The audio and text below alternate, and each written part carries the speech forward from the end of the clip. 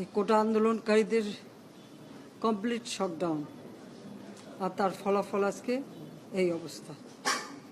সমস্ত দাবি মেনে নেওয়ার পরেও তাদের আর সেই শাটডাউন শেষ হয় না। কি কারণে আমি বুঝি না। আমরা তো সম্পূর্ণ দাবি মেনে নিয়েছি, একটা মানলে আর একটা, আর একটা মানলে আরও একটা, আর এর ফল আজকে জ্বালিয়ে পুড়ে সব একদিকে সরকার, আর আজকে কত মানুষ জীবন হারালো, কতগুলি মানুষ পঙ্গু হয়ে যাচ্ছে, কতগুলি মানুষ। এবং ঠিক এই 2001 সালে এরকম তাণ্ডব বিএনপি জামাত জোট চালিয়েছিল। আওয়ামী লীগের প্রায় 21,000 নেতা কর্মী হত্যা করে, কত মানুষ গুলি খেয়ে তাদের ঘর বাড়ি হাত পা কেটে দেওয়া, চোখ তুলে দেওয়া, মেয়েদের রেপ করা, এই তাণ্ডব ছিল। আবার 2013 সালে অগ্নিসন্ত্রাস, 13, 14, 15 আগুন জ্বালানো, সব যে গাড়ির ভিতরে, বাসের ভিতরে মানুষ, সেখানেও আগুন জ্বালানো। 23 সালে সেখানেও সেই তাণ্ডব, আর প্রতিবারই পুলিশের উপরে আঘাত, পুলিশের হত্যা, মানুষ মেরে ঝুলিয়ে রাখা, পুলিশ মেরে ঝুলিয়ে রাখা, গাজীপুরে আমাদের কর্মী মেরে ঝুলিয়ে রাখা। এটা কি ধরনের রাজনীতি আমরা জানি না। যেখানে দাবি করেছে প্রত্যেক দাবি আমরা মেনে নিয়েছি, আর মামলা তো তাদের না, আমার করা প্রজ্ঞাপন হাইকোর্ট বাতিল করে দেয়, সরকারের পক্ষ থেকেই তো আমরা আপিল করি, এবং ওই হাইকোর্টের সে রায় সেটা স্থগিত করে দেওয়া হয়। তাহলে তো আবার কোটা থেকে যায়। তাহলে আন্দোলনটা কিসের জন্য ছিল? একেবারে শাটডাউন করে সবাইকে তারপরে মারা।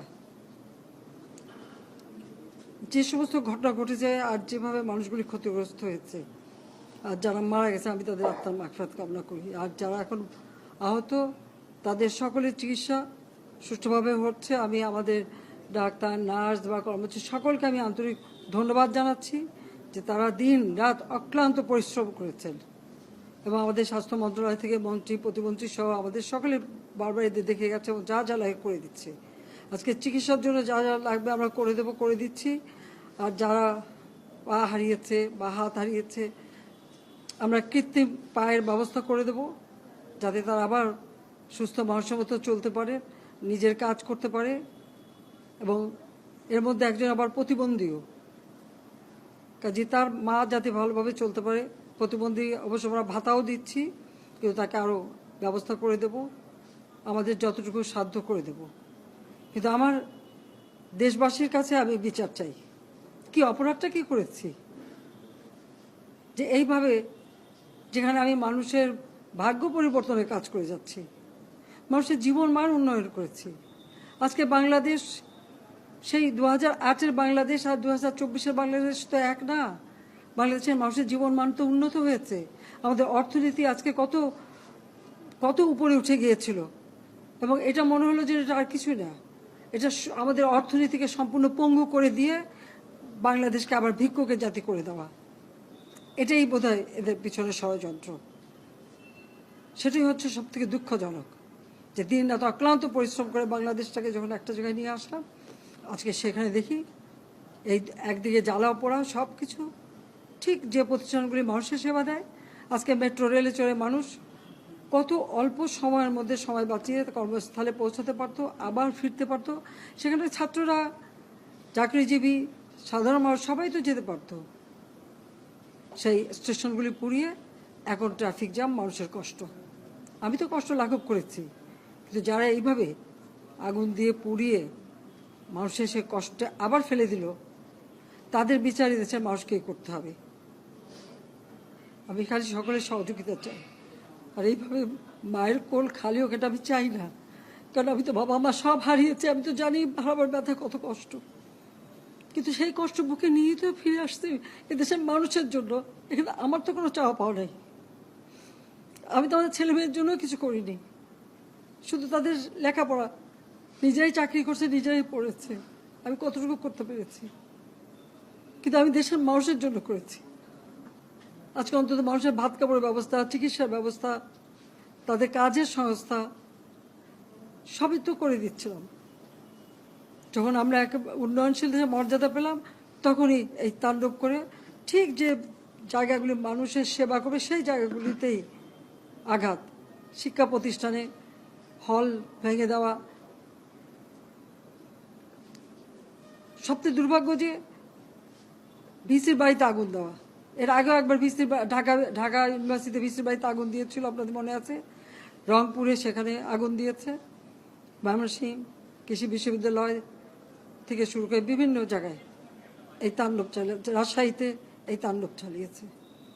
বিশ্ববিদ্যালয়গুলিতে সেশন জট ছিল, আমি সরকার আসার পর থেকে কোনো সেশন জট নাই। লেখাপড়ার মান উন্নত করা, যাতে এখান থেকে পড়ে আবার বিদেশেও পড়তে হবে, সেই ব্যবস্থাও করে দিয়েছি। কিন্তু তারপরেও কোটা সংস্কার আন্দোলন, কোটা তো আমি বাতিলই করে দিয়েছি। আমি আহ্বান করেছিলাম যে একটু ধৈর্য ধরো, হাইকোর্টের শুনানি হবে, হাইকোর্ট যে রায় দেয় না, তারপরেও এই আন্দোলন হবে। আজকে এই যে এতগুলি মানুষের জীবনের ক্ষতি হলো, এতগুলি পরিবার ক্ষতি হলো, এর দায় দায়িত্ব কাদের?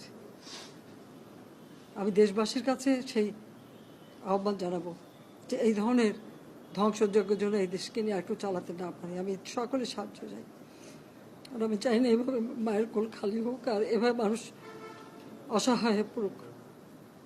এই হাসপাতালটাই তো আজকে আপনারা দেখেন কত সুন্দরভাবে করে দিয়েছে। কিছু নেই হাসপাতালে, একটা লিফটও ছিল না আমি যখন সরকারে আসি। আর সেই হাসপাতালও আমার আব্বা স্বাধীনতার পর জাতির পিতা বঙ্গবন্ধু শেখ মুজিবই করে দিয়েছিলেন। আমি সেটা উন্নতি করেছি বলেই তো আজকে চিকিৎসা দিতে পারছি, নইলে এত রোগীর চিকিৎসা দেওয়া কোনোদিন সম্ভব হতো না। তা আমার কি এটাই অপরাধ যে আমি মানুষের জীবন মান উন্নত করার জন্য কাজ করেছি, আর সেই জায়গাগুলিকে হামলা করতে হবে? কোভিড-19-এর সময় যেখানে আমরা সব থেকে ভালোভাবে মানুষের চিকিৎসা দিতে পেরেছি, সেই কোভিড হাসপাতাল সেখানে আগুন দিয়েছে। এটা কি ধরনের খেলা? যাক, আমি আর কিছু বলতে পারি না।